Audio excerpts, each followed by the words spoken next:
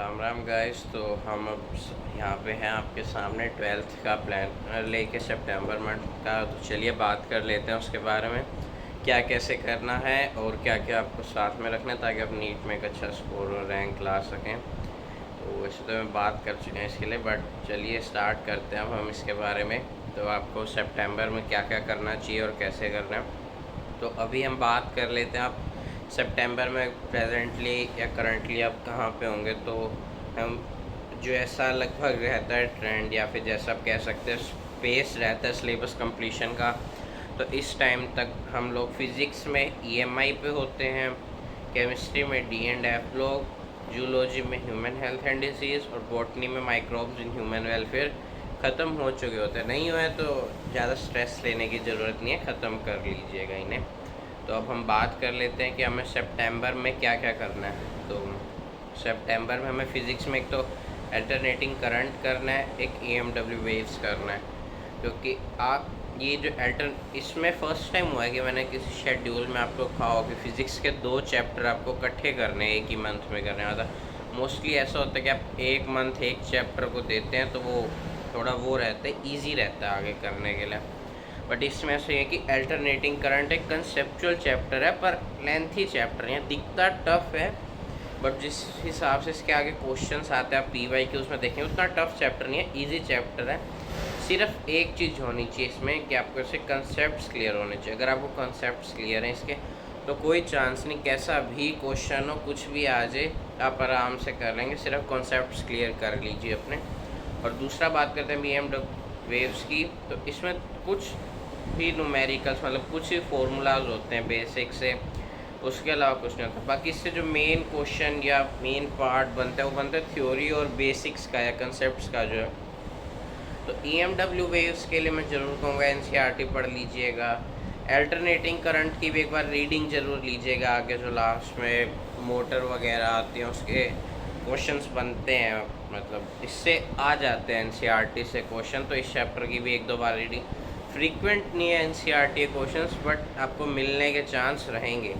इसकी तो पढ़नी ही पढ़नी है, इसमें ज़्यादा कुछ होता नहीं, मतलब बाहर से एनसीईआरटी से ही आता जाता है, वो भी न्यूमेरिकल भी कम आते हैं। ज़्यादा चांसेस तो हैं जो एक वेव्स की टेबल दी हुई है उनके प्रॉपर्टीज़ को लेके कि उनकी वेव लेंथ कितनी है, किससे प्रोड्यूस होती हैं, किससे डिटेक्ट होते हैं, उनका रिसीवर क्या है, एक वोट मेन क्वेश्चन उसी से आएंगे चैप्टर। और बात कर लें हमें फ़िज़िक्स में और क्या करना है इस मंथ में, तो हमें ईएमआई के एक बार पीवाईक्यूज़ ट्राई करने हैं, सोल्व करने एक बार।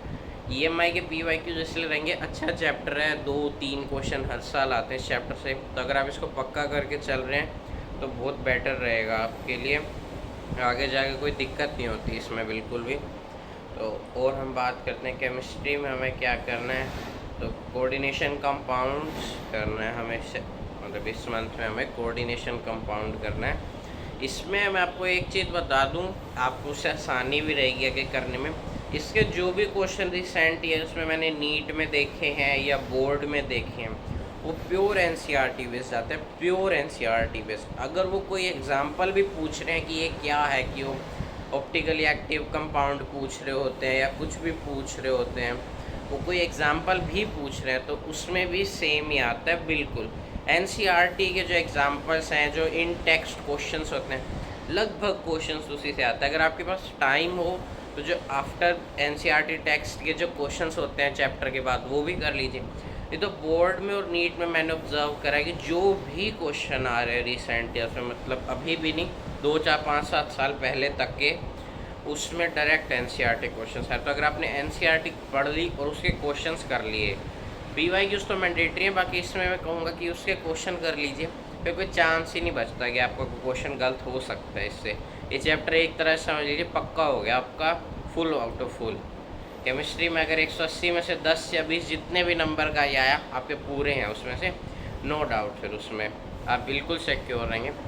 और एक मैं कहूँगा आपको जो भी टाइम मिले, जैसे भी इस मंथ में, क्या आपको दिन के आप बाकी सब्जेक्ट्स कर चुके हैं, कोऑर्डिनेशन करने का मन नहीं है, आज आपका केमिस्ट्री बची है बस करनी, तो उसमें फिर आप डी एंड एफ ब्लॉक की जितनी रीडिंग हो सके उतनी लीजिए, क्योंकि इससे थोड़े फैक्चुअल से क्वेश्चन आते हैं, चाहे पेपर हो चाहे बोर्ड में भी हो। तो जैसे भी क्वेश्चंस आएंगे बिल्कुल फैक्चुअल्स आएंगे, तो अगर आप एक बार उन्हें रिवाइज कर लें, आप अपने फैक्ट्स पक्के कर लें, जितनी जल्दी आप ज़्यादा पढ़ेंगे, जल्दी पक्के होंगे, उतना बेटर रहता है आपके लिए एग्ज़ाम टाइम में। फिर ज़्यादा टाइम नहीं देना पड़ता, वरना अगर आपके शुरू में ना पक्के हों तब फिर लास्ट में बहुत ज़्यादा इस पर फोकस करना पड़ता है, बहुत ज़्यादा टाइम देना पड़ता है। तो अगर आप शुरू से पक्का करके चलेंगे तो लास्ट में जो आपको दिखता है कि आपके वीक कॉन्सेप्ट्स हैं, उसके लिए आपके पास अच्छा खासा टाइम बच जाएगा फिर। और फिर हम बात करते हैं जूलॉजी की। तो जूलॉजी में हमें इस मंथ में बायोटेक्नोलॉजी के प्रिंसिपल्स एंड प्रोसेसेस पूरा कर लेना। वैसे इतना बड़ा चैप्टर नहीं है ये, 1 मंथ लगे इसमें पूरा, बट एक चैप्टर इम्पोर्टेंट है। 3-4 क्वेश्चन बड़े आराम से आएंगे इस चैप्टर से बहुत ईजीली। अगर पूरा बायोटेक गिन ले आप, principle and processes, applications and जो भी है सेकंड, मतलब जो भी कंटेंट सेकंड चैप्टर में, अगर आप पूरे को कंबाइन कर लें दोनों चैप्टर, 7-8 क्वेश्चन बहुत इजीली बन के आते हैं इन 2 चैप्टर से। वैसे तो बायोटेक एक ही टॉपिक है, बांट रखा है एनसीईआरटी ने, मतलब अगर हम एक ही बायोटेक गिने तो 8 क्वेश्चन, 9, 10, कभी कभी तो 10 से भी ऊपर 12-13 की भी एवरेज आ जाती है साल की। मैं ये कहूँगा इस चैप्टर ये आपका हो जाएगा, हफ्ते का ही चैप्टर है ये, चाहे हफ्ता 10 दिन, जितना हो सके बाकी टाइम इसकी रिवीजन कर लीजिएगा, क्योंकि ये बहुत चैप्टर है। इसमें कुछ ना कुछ आपको ऐसे स्टेटमेंट्स मिलेंगे जो आपके ध्यान में नहीं आएंगी, आप पढ़ते हुए मिस कर देंगे, बट जब एग्ज़ाम में क्वेश्चन में आती है फिर दिखता है कि ये भी एक स्टेटमेंट थी एनसीईआरटी में। तो इसको पढ़िए, टाइम दीजिए, अच्छे से करिए पूरा, एनसीईआरटी पढ़ लीजिए, इसके पीवाईक्यूज़, इसके पीवाईक्यूज़ बहुत अच्छे हैं, इसके पीवाईक्यूज़ अच्छे से कीजिएगा, जितने हो सके उतने कीजिएगा, एनसीईआरटी पढ़िएगा जैसा हो सके। और अब इसमें हमें साथ एक काम करना है इस मंथ में जूलॉजी में, कि हमें ह्यूमन हेल्थ एंड डिसीज़ की एनसीईआरटी ज़रूर पढ़नी है, क्योंकि जब आप इसे क्वेश्चन करेंगे, आपको एग्ज़ाम में क्वेश्चन आएगा, तो इससे कुछ बेसिक या वो नहीं आता, वो ज़्यादातर आपको बिल्कुल फैक्चुअल क्वेश्चन देगा एनसीईआरटी की लाइन उठा के, जैसे कि एनसीईआरटी की लाइन डैश आगे एनसीईआरटी की लाइन, बहुत बेसिक सा देगा, उसमें बस फिल इन द ब्लैंक की तरह भी क्वेश्चन आ जाए, लेकिन एनसीईआरटी की लाइन। तो इसमें आप तो कोशिश कीजिए, मतलब बिल्कुल ऐसा नहीं है एनसीईआरटी की लाइन टू लाइन रट्टा लगा के चलना है, ऐसा नहीं हो सकता। हो जाता तो बहुत अच्छी बात है, बट मुझे पता है ऐसा कहीं ना कहीं इसके लिए रट्टा लगाने के टाइम दे रहे, आप समझ लीजिए वो क्या कहना चाह रहा है, उस चीज़ को याद कर लीजिए, आपको उसी से काम चल जाएगा। बस आपको पता होना चाहिए इस चैप्टर में कहाँ क्या, किस बारे में क्या कैसे कह रखा है। और लास्ट हम बात करते हैं बॉटनी में। तो इस मंथ में हमें ऑर्गेनिज्म एंड पॉपुलेशन चैप्टर पूरा करना है, जो हमारा इकोलॉजी टॉपिक स्टार्ट हो गया। मिले जुले 3-4 चैप्टर, 4 चैप्टर बनते हैं इकोलॉजी के, अब न्यू सिलेबस के हिसाब से 4 चैप्टर बनते हैं, डिडक्टेड सिलेबस या आप न्यू सिलेबस के हिसाब से कह सकते हैं। तो 4 चैप्टर आपके पक्के होने चाहिए, मतलब पक्के तो सारे चैप्टर होने चाहिए, उन 4 चैप्टर थोड़े से मतलब बिल्कुल अलग वेरिएशन वाले रहेंगे आपके, अब तक आपने जो भी पढ़ा होगा उससे कुछ भी रिलेटेड नहीं मिलेगा, एकदम से नया सा टॉपिक मिलेगा आपको।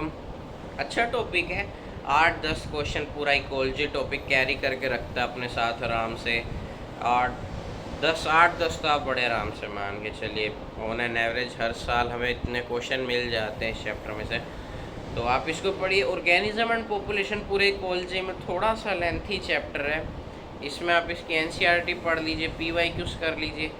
पीवाईक्यूज़ इकोलॉजी में आपके लिए बहुत अच्छे रहेंगे, क्योंकि पीवाई इससे आपको ना आइडिया रहेगा कि क्वेश्चन कैसे आते हैं, इसमें रिपीटेड कम आते हैं, लॉजिकल आएगा, फैक्चुअल क्वेश्चंस आएंगे बिल्कुल आगे जाके चैप्टर। ऑर्गेनिज्म एंड पॉपुलेशन फिर भी थोड़ा एक सोचने समझने वाला चैप्टर है, आगे वाले चैप्टर से तो फिर भी क्वेश्चन बिल्कुल एनसीईआरटी लाइनर्स आएंगी, तो आप ये ज़रूर कीजिए। और साथ में एक और काम कीजिए कि माइक्रोब्स इन ह्यूमन वेलफेयर की एक बार एनसीईआरटी पढ़ लीजिए, ये एक अच्छा मतलब अच्छा तो है चैप्टर, क्वेश्चन कैरी करता है, थोड़ा सा ठीक है, ज़्यादा बड़ा चैप्टर नहीं है पूरे, अगर आप 12th क्लास की बॉटनी में देखेंगे तो इसको ज़रूर पूरा कीजिए। और बात इसमें मतलब आपको इसमें भी ज़्यादा एनसीईआरटी जो एक बैक्टीरिया वाला पार्ट है, किसका कौन सी शेप है, कौन सा क्या काम आता है, वो बहुत फैक्चुअल है। एक थोड़ा सा जिसमें हमें वो पार्ट होता है कि माइक्रोब्स को सीवेज ट्रीटमेंट प्लांट्स वाला, उसके बाद 1-2 फैक्ट्स हैं मिनिस्ट्री के लिए, कौन सी मिनिस्ट्री ने कौन सा प्रोजेक्ट किस साल में दिया, अब ये 3 चीज़ें तो मतलब फैक्चुअल सी होगी, बाकी एक बार पूरे की रीडिंग ले लीजिए। ज़्यादा घुमावदार क्वेश्चन आते हैं सीवेज ट्रीटमेंट प्लांट से रिलेटेड, बाकी दोनों पार्ट से बिल्कुल फैक्चुअल क्वेश्चंस मिलेंगे। वो 2 पार्ट होते हैं बस, जिस मतलब 2 पार्ट फैक्चुअल, 1 पार्ट आपका रहेगा जिसमें आपको समझ के करना है, तो इसको पढ़ लीजिएगा। बाकी और इस मंथ में कुछ ज़्यादा नहीं करना है, अगर आपका पूरा हो जाता है पूरे की रिवीजन कर लीजिए, चाहे इसे ही करते रहिए, चाहे थोड़ा सा रेस्ट ले लीजिए, क्योंकि कहीं ना कहीं रेस्ट भी ज़रूरी होता है। आगे आने वाले टाइम में आपको वर्किंग आवर्स या आपने कह सकते हैं फोकस टाइम बढ़ाना पड़ सकता है। तो आई होप अब आपको पूरे मंथ का शेड्यूल क्लियर है। अगर आपको कोई भी डाउट है तो प्लीज़ मुझे कमेंट कीजिएगा, मैं उसका साथ ही साथ आपको सोल्व करके आंसर बता दूंगा। Thank you so much for watching me, stay tuned for more.